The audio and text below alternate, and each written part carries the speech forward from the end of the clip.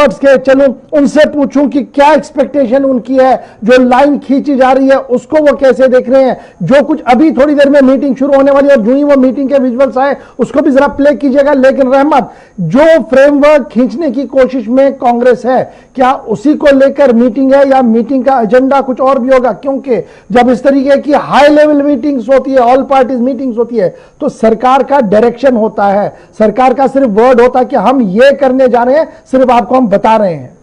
जी देखिए, बिल्कुल आज के एजेंडे में दो सबसे बड़ी बुनियादी बातें होंगी। और पहला सबसे मसला बड़ा जो है वो LAC को लेकर हिंदुस्तान और चीन के दरमियान जो कशीदगी का दौर है और हिंदुस्तान का जो स्टैंड रहा है, चीन जो हरकतें कर रहा है, इन तमाम इश्यूज पे बात इसलिए होगी क्योंकि आज जबकि तीसरा दिन था पार्लियामेंट का, हमने देखा कि एक तरफ जहां पार्लियामेंट के अंदर सवालात पूछे गए, वहीं तहरीरी तौर पर करीब 8 से 9 सवालात वजीर दाखिला के पास, वजारत दाखिला में, वजारत दिफा में और वजारत खारजा में पूछे गए थे, जिनके जवाब आज मिले। यानी कि अपोजिशन की तरफ से मुसलसल सवालात उठाए जा रहे हैं और पूछे जा रहे हैं। याद होगा आपको कि पिछले दिनों वजीर दिफा ने कहा था कि हम उम्मीद करते हैं कि सदन, ये पार्लियामेंट और इसके तमाम मेंबर एक साथ इस मुद्दे पर होंगे। लेकिन अपोजिशन की जानिब से सवालात बड़ी तेजी के साथ उठाए जा रहे हैं, क्योंकि जो इंकशाफात हो रहे हैं, जो जवाबात आ रहे हैं, वो कई सवालात अपने आप में पैदा कर दे रहे हैं। एक दूसरा ये कोरोना वायरस को लेकर के पिछले दिनों वजीर सेहत ने कहा था कि आइंदा 3 से 4 महीने तक के कोरोना वैक्सीन को लेकर के कोई तैयारी नहीं है, मतलब कि हतमी तौर पर नहीं आएगी,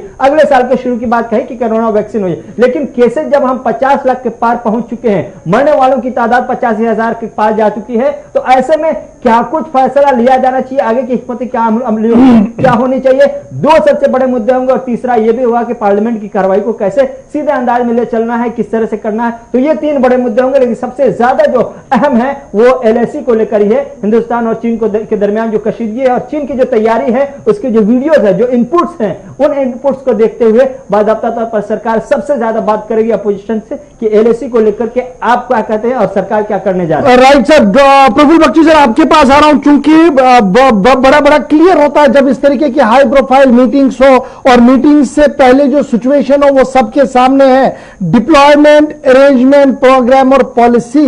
क्योंकि ये सारी चीजें क्या सरकार ने आज ऑल पार्टीज मीटिंग में दोबारा रखनी पड़ेगी कि हमारी डिप्लॉयमेंट कहां पर है, अरेंजमेंट क्या है, पॉलिसी क्या है और प्रोग्राम हमारा क्या है? क्या इन्हीं को लेकर ये हाई लेवल मीटिंग होगी? क्योंकि जिस तरीके के माहौल बन रहा है देश के अंदर,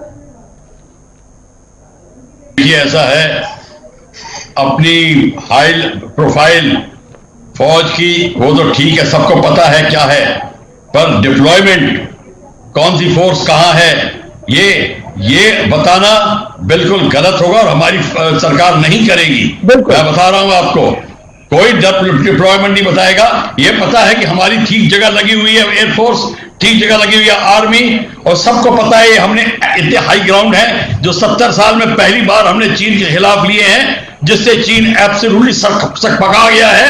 ये चाल जो चली है भारत ने, ये चीन को बहुत महंगी पड़ रही है, ये सबको पता है।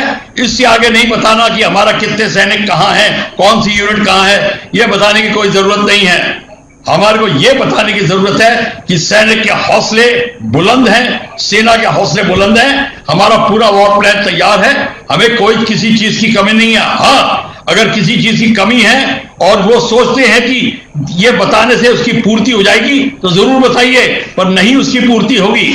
जो आपको चाहिए वो इस समय चाहिए। क्या मैं ये मानूं कि इससे पहले भी हमने देखा कि जब इस तरीके की ऑल पार्टीज मीटिंग हुई तो एक डायरेक्शन हुई है और डायरेक्शन के बाद इंप्लीमेंटेशन हमने देखी है। तो अब वो वक्त आ गया है जो लगातार हम पिछले 3 महीनों से चर्चा कर रहे थे कि एक बड़ी इंप्लीमेंटेशन होने वाली है और ये एक फाइनल ग्राउंड वर्क है जहां पर देश की सभी पॉलिटिकल पार्टीज को ऑन बोर्ड लिया जाएगा। लास्ट कोशिश ये तो जब लिया जाएगा, पर जो फौज ने करना है वो कोई डिसाइड नहीं करेगा।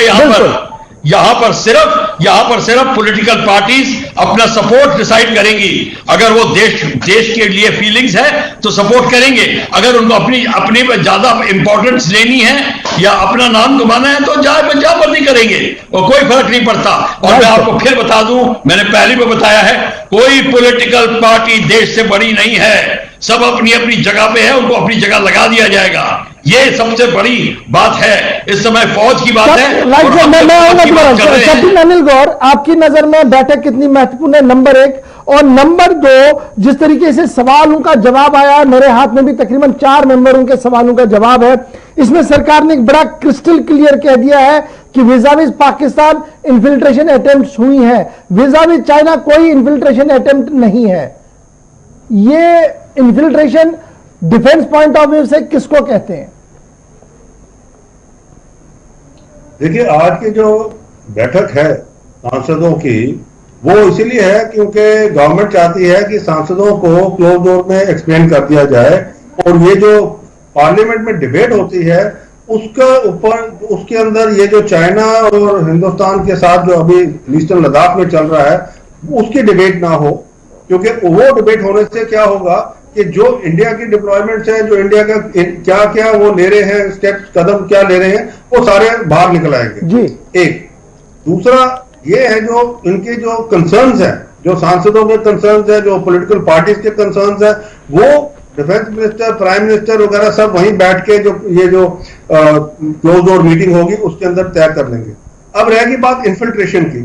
इन्फिल्ट्रेशन देखिए, लाइन ऑफ कंट्रोल जो पाकिस्तान के साथ है वो आपको पता है राइट फ्रॉम 90 से ऑनवर्ड आज तक चलती आ रही है जी। बट जो चाइना की तरफ से है उसमें जो है इन्फिल्ट्रेशन नहीं है। इस हिसाब चाइना की तरफ से क्या हुआ है, चाइना ने अभी अप्रैल मई में यूनिलैटरली जो है हमारा लाइन ऑफ एक्चुअल कंट्रोल जो है उसको ऑल्टर करने की कोशिश की है। और उसके अंदर उसने क्या किया है कि कुछ जो हमारे पेट्रोल जाते थे उनको ब्लॉक किए जाने के लिए, और वहां पे वो उन्होंने कहा कि नहीं जी ये हमारा इलाका है, और उस हिसाब से एक मैं कहूंगा इन्फिल्ट्रेशन तो नहीं है पर एक तरीके से वो एरिया जो है यूनिलेटर उधर से लाइन ऑफ कंट्रोल जो है उसको बदलने का कोशिश की है।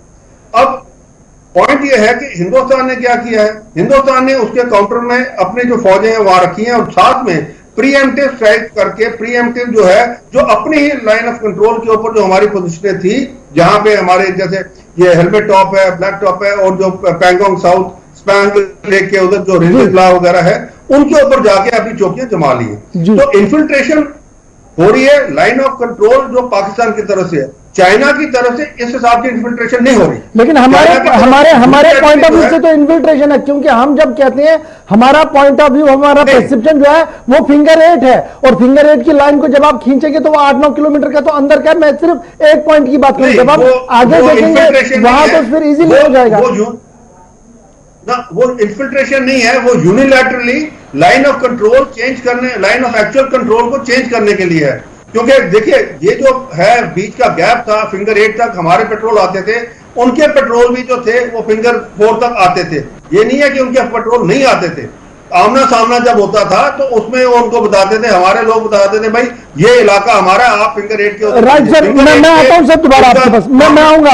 मेजर आनंद, मेजर में बड़ा इंपॉर्टेंट है जिस तरीके से पवन खेरा साहब ने सवाल उठाया कि हम जो एक्सपेक्ट कर रहे थे जी वो एक्सपेक्टेशन सरकार से नहीं आई, और जो लाइनें खींची गई है वो आर्मी के नक्शे में है कि ये हमारी लाइन है, हम उसको नहीं छोड़ सकते, और हम ये नहीं कह सकते हैं कि क्या कुछ हुआ है। जो आर्मी के नक्शे में है that is for full and final line. तो कितना सही इस पॉइंट को माने कांग्रेस के, या इसमें भी एक पॉलिटिक्स है कि सरकार को हमने नीचे दिखाना है कि आपको आता नहीं है? आता हूं सर आपके पास, प्रभु सर आपके पास। गौहर साहब, ये के साथ कहना पड़ता है कि ये सिविल पॉलिटिशियन इस वक्त इनको ये भी नहीं पता, इनको ये नहीं पता कि 14,000 फीट कैसे बैठा जाता है, इनको ये पता है कि वहां क्या होती है। ये अपने एक रूप में बैठ बड़ी बड़ी बकवासें करते हैं। मुझे शर्म आती है पवन खेरा का कि इस वक्त जिस वक्त के भारतवर्ष की सेनाएं आई टू आई कॉन्टैक्ट में एक ऐसे के साथ खड़ी हुई है जो धोखाधड़ी में एक्सपर्ट है।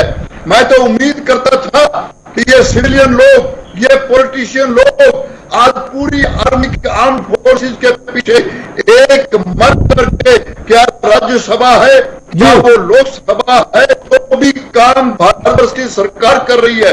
इस वक्त आर्मी क्या कर, तो पवन खेरा को कभी जिंदगी भर पता नहीं चला। मेरा बस चले तो मैं भारतवर्ष की सरकार को कहता हूं कि किसी को भी एमपी बनने से पहले 3 साल आर्मी की नौकरी करनी चाहिए ताकि जी, मैंने ठीक है सर। इलाका दिखा है राइट सर, ये सब